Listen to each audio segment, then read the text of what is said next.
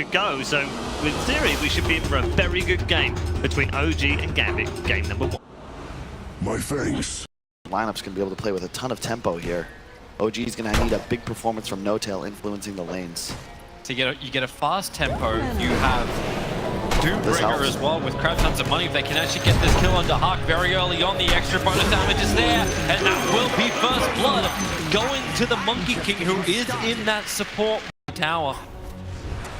But we were joking about Shakra working with the early Devourer over on Doombringer, just a crazy amount of farm you can get. Bottom lane again, Jirax, all that bonus damage. Is that even a kill? Mischief just dodging the attacks from the tower, and once again, OG finding the power through that Monkey King while FNG hiding in the tree lines. No-Tail's going to trap him in, and Lumina will only tickle the OG lineup, who is now 3-0. Wow. Fair chunk of damage and doesn't have any regeneration nearby. Thompson, of course, is just going to course up. He actually canceled the salve there with the cold snap. And as Nahaz brought up, I mean, you look at the regen from 2 quas, he'll be able to sustain. You gotta be careful out there today. Ranger Asmo doing up bottom lane. Immersion is going to be Boundless Strike to slap him down, and the range attack from Jirax to finish the job. Now initiating. Jirax now going to hop through the trees. Might look to set up a kill here. Bounce down right on top of the Doombringer, keep that slow up, and then start stacking up the Jinku. No-Tail will die in the meantime, so the Hawk finally getting himself on the board, but Doombringer, the Boundless Strike, slapped him back to the underworld. Meanwhile, it was the Monkey. Viper is never getting to that point at this rate. Just farming it over 2k net worth. Rolling boulder, they're coming in. No-Tail will die pretty damn quickly. 3 heroes used to do it, and then they're moving towards bottom lane. Gambit. So rolling boulder, that wasn't who Immersion wanted to go to, so he has to go over towards the kick to Hawk. It's his level of aggression against No-Tail, able to do it, enraged up. Will also be able to grab himself the Sada. Oh, Seb's on the sentry ward. Let's stay ahead. You don't ever get ahead to begin with. Yep. Doom's dead. You can't escape from this one. The climbs will slow him down, you can go into your Scorched Earth, but the amount of damage that Jirax is able to enable for then Seb to get the last hit, it's just way too good. And this Hand of Myers from the Brewmaster coming at a good time. FNG a little too close. Immersion has to go for the kick, but a nice dodge from Jirax. Very mischievous. Don't be mad. Just walking over them, Toby. I love how too they towards the mid lane, Immersion as well as FNG. Blasting down the wave, good kick. They're actually dropping Jirax down from his trees, and it's going to hold him in position. Mischief, and then with Boundless Strike, but it won't be enough, and that's a good streak to end. It did go on to Immersion, however. Apo would have really liked that money. Yeah, and I forward. They get across this way. Under the cover of smoke, they were just out of range of that Radiant ult, I believe.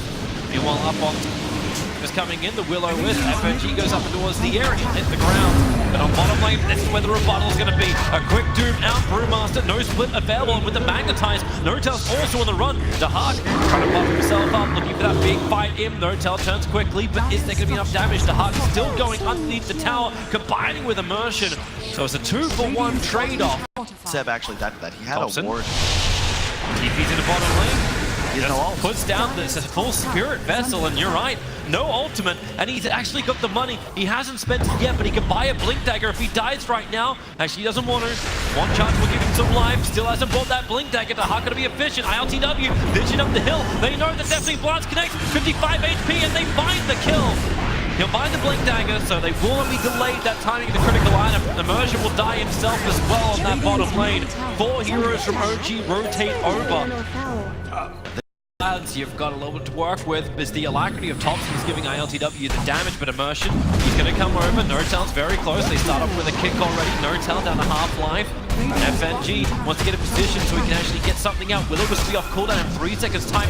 Watch that mark, especially as the Hawk has already killed off No-Tail. Lumina flies in towards the mid. They see Roshan at 1/3, but they want the kill. Rolling boulder forward with the Magnetize and the Will-O-Wisp and the blinding light. They're in way too deep. Thompson wants to try and fire out, but Atmo's just breaking him out. Invoker can't do anything. They'll buy back quickly. Immersion will finally go down, but here comes your Blast right over OG, hitting Jirax so hard he can't be there, but it's the big army. The center will finally go down. The Bruins are about to time out. Apo has managed to live through all of this. Couldn't get the one charges off in time. No buyback available for him. And OG, thanks to their buybacks, they are able to stand in front of the pit, but can they finish what they started?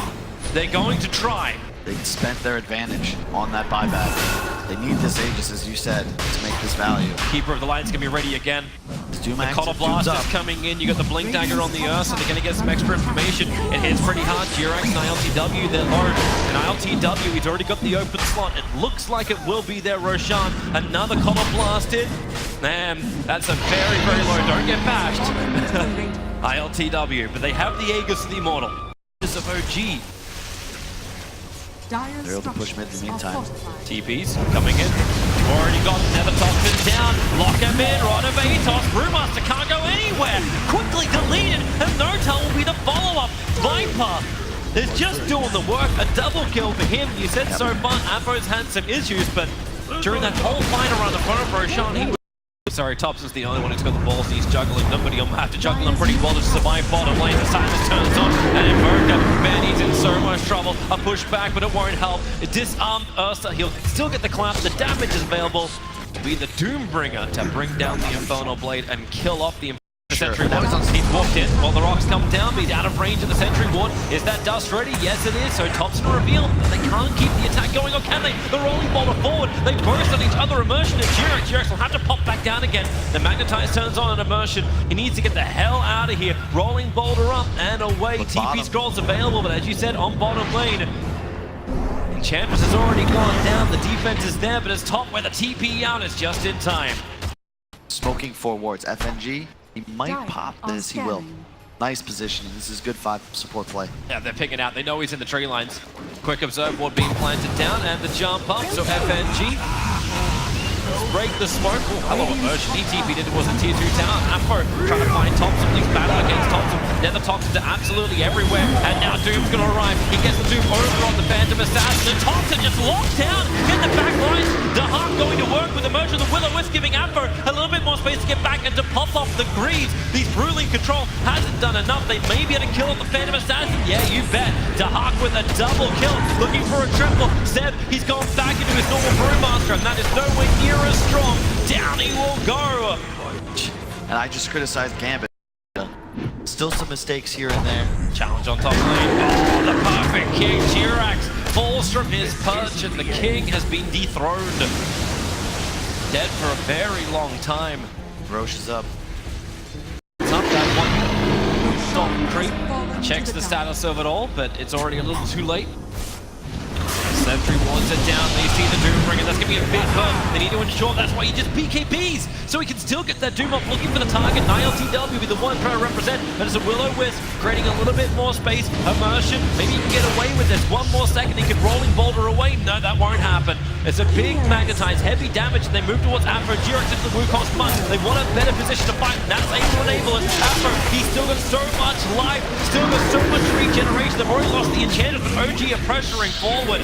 But the Hawk is bigger. And they move to Invoker. Doomed up this entire fight. Can't be involved at all and will go down, giving a double kill to the Doombringer. And Gambit are rolling forward. Guys. Dire scanning, it pings positive as Seb's going to arrive. He doesn't have Brewmaster split. It was all for the bounty runes and Monkey King. Jirax initiates in over on FNG. Bar9 push him up, Rod of Atos. He actually dodges it with the Mischief. So not locked in position and Gambit. Oh, Immersion didn't get the role that he really wanted, and now ILTW moves forward. Immersion, once again, the first player to die at the beginning of these fights. The Monkey King wants to give them another target underneath the observer board. FNG TP out will not work. Triggering the bash from the stifling dagger of ILTW will allow Thompson to fight. He's got 35 seconds left on this Aegis the Immortal. He just wants one target he can jump on. Bait out ability from OG, and that's what he's going to do. Jumps over straight up. Thompson, a force up, almost gets him out of range of the Will-O-Wisp, but at half the second he turned around was a second long enough, and Notel will go down to the Aegis Immortal. It's not even going to be required as they go from one to the other. ILTW jumps over towards Seb. He wants to go in this, but it won't happen. The Hawk is still there. They'll be able to easily find this kill on ILTW. He jumps up, looks for a little bit of a crit. Maybe he does have enough damage when he gets the extra backstab and the Abyssal Blade, but no, they just run him down. Beyond godlike. Thought to Hawk and the blink fought towards Seb. Couldn't get the connection. Fortification will buy some time. 8 seconds before Thompson's going to live, but this mid-Rax going to be gone before they can really fight. Rod of Atos holds Brewmaster in place, and they start over on Notel. Jirax, it's a good boundless strike on 3.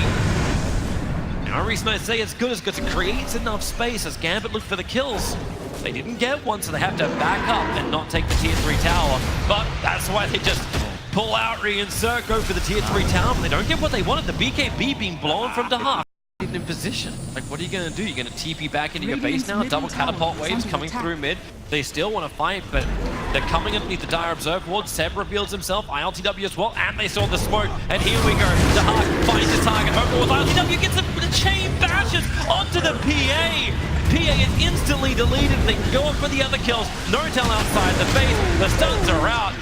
And this really does feel like the game when you've got PA down for 70 seconds. How does OG defend? That's all they needed, was just the initiation. In a span of 3 seconds, the 2 most farmed heroes on OG died immediately. They did use the Doom. There is a buyback available on the Brew, but PA is just so poor. ILTW hasn't been able to get on the map for a while.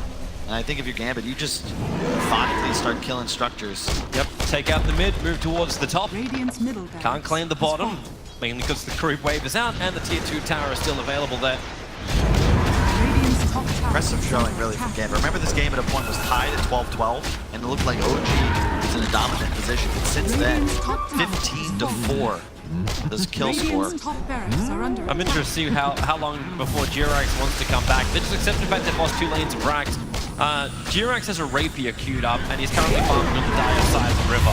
Oh boy, they lost. Martail. A little too close to the sun, gets burnt.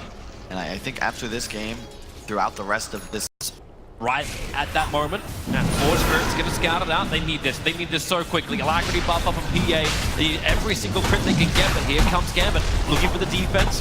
FNG starts with the Illuminate. This may come a little late. Roshan already down to 3k life, and here comes the BKB up and the Doom. Roshan, well, he's not down yet. Here comes your Wukong's command. OG can fight from the top of the pit, but Thompson just locked down by the Viper. Roshan still needs a kill and immersion inside the pit. Seb is creating enough space with the chaos. He's brilliant, and the Sunstrike coming in. Is there enough damage for OG to actually damn this one when Invoker fights back Thompson? He disarms, pushing back Afro as well as the Ursa. They're going in again as Brewmaster. He's back to his normal form. They've lost that chaos timing, and Jiro cannot stand this fight anymore. Thompson's doing the best he can to keep everyone under control. The Boundless Strike and ILTW, he's back in again, needs to find a grip, needs to find the damage, he can't find Jack, down he will go.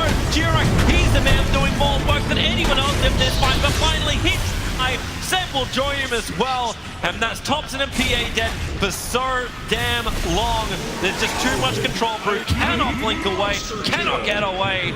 And 4 heroes dead. This is Roshan to Gambit. OG played that fight about as well as you could possibly expect them to. That was against the Refresher Doom. He has double BKB, Shivas, and ultimate. They had buybacks on 3 enemies. Like, they did their best. They got spells off. They were kiting the BKBs. They forced spells. It just doesn't matter. Anytime the Ursa's on a target for more than a couple of seconds, they're just dead. And realistically, Afterlife just is not a target. He's far too tanky. Goodbye, Nortel. Yeah. That's what's in the books. Yeah, this really is game. Dahak is already going for the tier 4 towers right now. There is really no way OG can defend this. Jirax can buy back, but he's got no other friends to work with, and he actually TPs out towards the shrines to pick up the bounty runes. Get some money so at least maybe some of your stats look better. But this game, game 1, it belongs to Gambit. They will take the Radiant Ancient, and they will take game 1 in the lower bracket of ESL 1 Katowice. GG. Well,